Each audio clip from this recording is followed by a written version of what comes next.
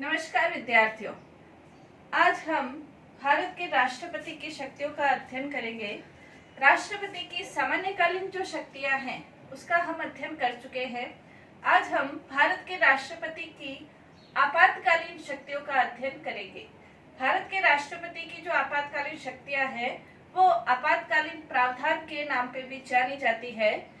भारत शासन अधिनियम 1935 के अंतर्गत भी गवर्नर जनरल की आपातकालीन शक्तियों का उल्लेख था। नया जो संविधान बना उसमें भी संविधान निर्माता आपातकालीन प्रावधान को संविधान में स्थान देना चाहते थे, लेकिन कुछ जो विद्वान थे वो ये चाहते थे कि संविधान के अंतर्गत इन आपातकालीन प्रावधानों को यदि स्थान दिया गया तो हो सकता है कि जो राष्ट्रपति है वो तानाशाह बन जाए।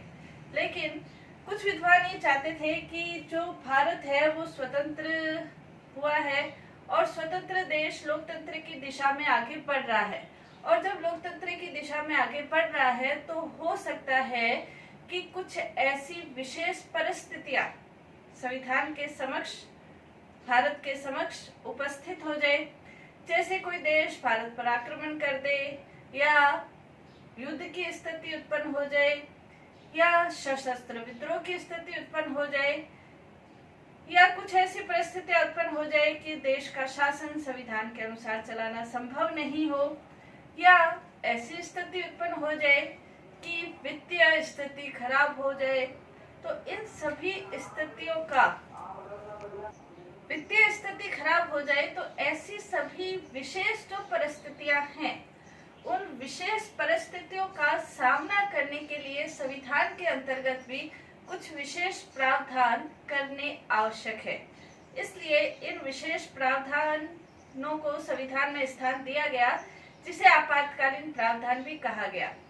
हालांकि कुछ संविधान निर्माता इस प्रावधानों के पक्ष में नहीं थे, तो इसका उत्तर देते हुए टी कृष्णाचार्य है, उन्होंने ये कहा था कि इन उपबंधों को हमें एक आवश्यक बुराई के रूप में अपनाना ही होगा।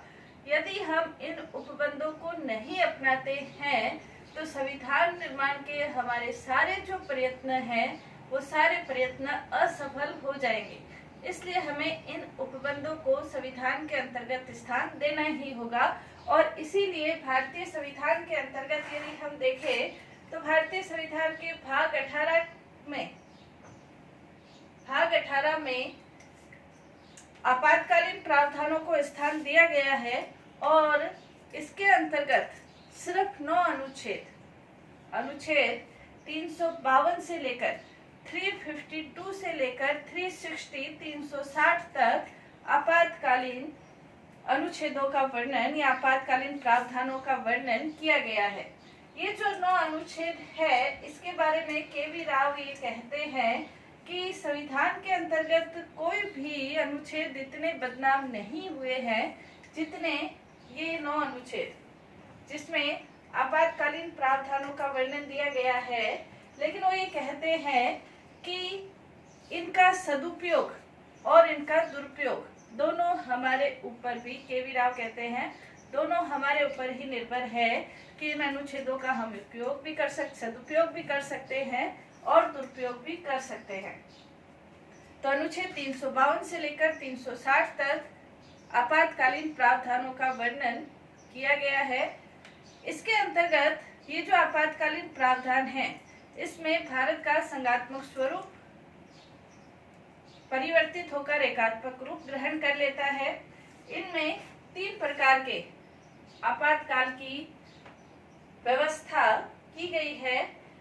सबसे पहला अनुच्छेद 352 के अंतर्गत यदि हम देखें, अनुच्छेद 352 के अंतर्गत युद्ध, आक्रमण और सशस्त्र विद्रोह की स्थिति में आपात की घोषणा की जा सकती है। युद्ध, बाह्य आक्रमण और सशस्त्र विद्रोह, ये स्थिति 44वां संविधान संशोधन जो 1978 में हुआ था, 44वें संविधान संशोधन के बाद की स्थिति है। पहले जो स्थिति थी उसके अंतर्गत ये था कि राष्ट्रपति के द्वारा आंतरिक अशांति के नाम पर भी आपातकाल की घोषणा की जा सकती है। और हम ये देखते हैं कि जून 1975 के अंतर्गत आंतरिक अशांति के नाम पर आपातकाल की घोषणा की गई थी, जिसका चारों ओर विरोध हुआ।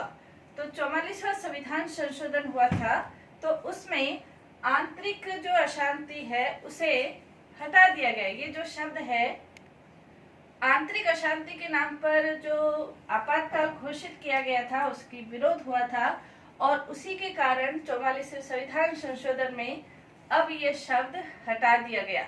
यानी कि अब जो 352 के अंतर्गत जो आपातकाल घोषित होगा, उसके अंतर्गत या तो युद्ध या आक्रमण या सशस्त्र विद्रोह, इन 3 आधारों पर राष्ट्रपति आपातकाल की घोषणा कर सकता है।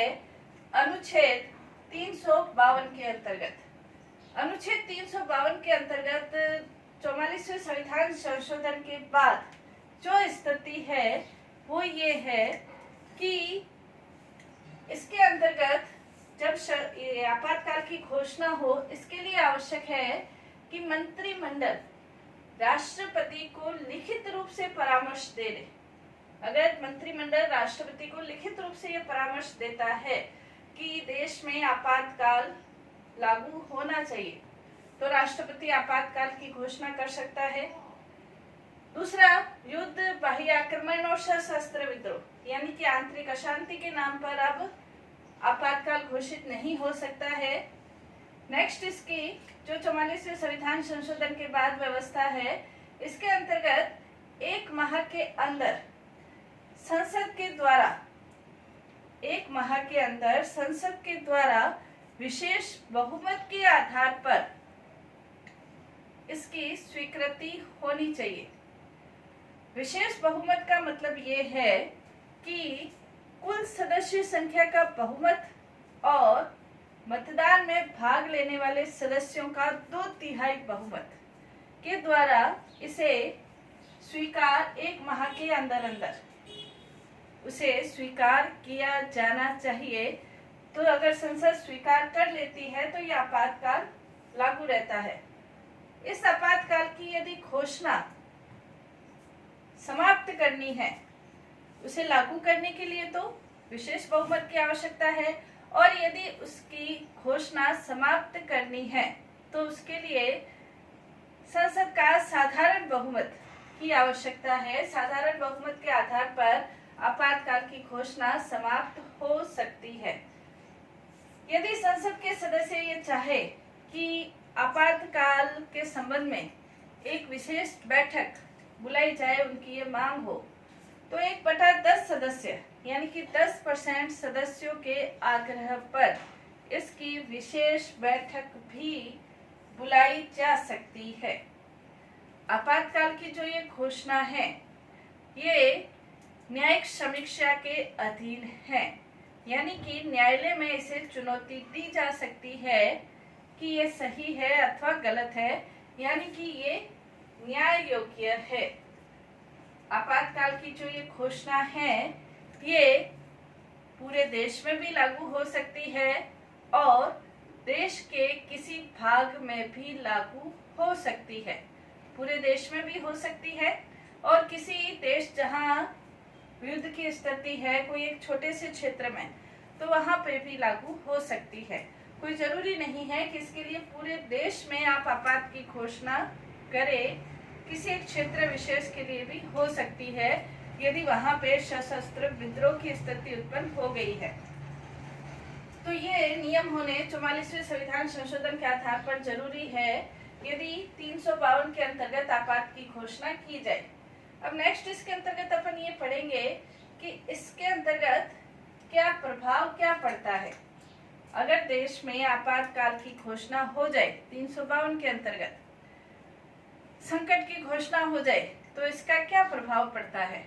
तो इसका सबसे पहला प्रभाव तो ये पड़ता है कि अनुच्छेद 19 स्थगित हो सकता है या निलंबित हो सकता है जब तक आपात की घोषणा हो तब तक। लेकिन इसके लिए ये 44वें संविधान संशोधन के आधार पर ये निश्चित कर दिया गया कि 44वें संविधान संशोधन के द्वारा ये निश्चित कर दिया गया कि जो अनुच्छेद 19 है वो तभी स्थगित होगा जब युद्ध या बाह्य आक्रमण की स्थिति हो, सशस्त्र विद्रोह की स्थिति में ये नहीं हो सकता है। अनुच्छेद 20 और 21 ये निश्चित कर दिया गया है कि अनुच्छेद 20 और 21 किसी भी स्थिति में आपात की घोषणा हो तो भी ये स्थगित नहीं होते हैं। अनुच्छेद 20 में क्या है? अनुच्छेद 20 के अंतर्गत अपराध दोष सिद्धि के संबंध में संरक्षण की स्वतंत्रता है और अनुच्छेद 21 जीवन की स्वतंत्रता प्रदान करता है। तो ये दोनों अनुच्छेद, ये दोनों स्वतंत्रताएं आपातकाल में भी स्थगित नहीं होती है। अनुच्छेद 32 के ऊपर क्या प्रभाव पड़ता है? अनुच्छेद 32 जिसके अंतर्गत संवैधानिक उपचारों का अधिकार प्रदान किया गया है, तो ये भी स्थगित हो सकता है आपातकाल की घोषणा के आधार पर। यानी कि जब आपातकाल है तब जो नागरिक है वो अपने अधिकारों की रक्षा के लिए न्यायालय में शरण नहीं ले सकते हैं। तो ये अधिकारों के ऊपर इसका प्रभाव आपातकाल की घोषणा का पड़ता है। इसमें ये चीज ध्यान में रखनी है कि अनुच्छेद 20 और 21 नहीं होते हैं और जब ये आपातकाल खत्म होता है, जब भी जो भी स्वतंत्रताएं स्थगित करनी है तो उसके लिए उल्लेख करना पड़ता है कि ये आपातकाल के कारण स्थगित की गई है और जैसे ही आपातकाल खत्म होता है ये वापस से पुनर्जीवित हो जाती है। विधायी स्थिति पर क्या प्रभाव पड़ता है? विधायी स्थिति के ऊपर जो राज्यों की विधायिका शक्ति है वो केंद्र के पास आ जाती है। कार्यपालिका शक्ति है वो भी केंद्र के, राज्यों की कार्यपालिका शक्ति भी केंद्र के पास आ जाती है। केंद्र और राज्यों के संबंध में वित्त के क्षेत्र में जो भी वितरण है या निर्देशन है या जो भी उनमें संबंध है उसमें भी केंद्र सरकार को पूरा अधिकार होता है कि वो उस संबंध में भी उसमें संशोधन कर सके। यानी कि कार्यपालिका शक्ति, विधायी शक्ति, वित्तीय शक्ति केंद्र सरकार के, केंद्रीय संसद, केंद्रीय सरकार, राष्ट्रपति के हाथ में आ जाती है। इसके अलावा राज्य सूची के विषयों पर भी राष्ट्रपति को अध्यादेश जारी करने की शक्ति प्राप्त हो जाती है। कहने का तात्पर्य, भारतीय संविधान संघात्मक स्वरूप परिवर्तित होकर एकात्मक स्वरूप ग्रहण कर लेता है और ये स्थिति सिर्फ उस राज्य तक सीमित नहीं रहती है जहां आपातकाल लागू हुआ है। किसी क्षेत्र विशेष तक यदि आपातकाल है तो सिर्फ वहां तक सीमित नहीं रहती है, बल्कि वहां तक इसका प्रभाव रहता है जहां पर देश की सुरक्षा और शांति खतरे में पड़ती है, वहां तक ये स्थिति लागू रहती है, सिर्फ उस राज्य तक सीमित नहीं रहती है। लोकसभा और विधानसभा के कार्यकाल पर क्या प्रभाव पड़ता है? लोकसभा का कार्यकाल 1 साल के लिए बढ़ सकता है। 1 साल से और ज्यादा बढ़ाने के लिए उसे स्वीकृति की, संसद की स्वीकृति की आवश्यकता है।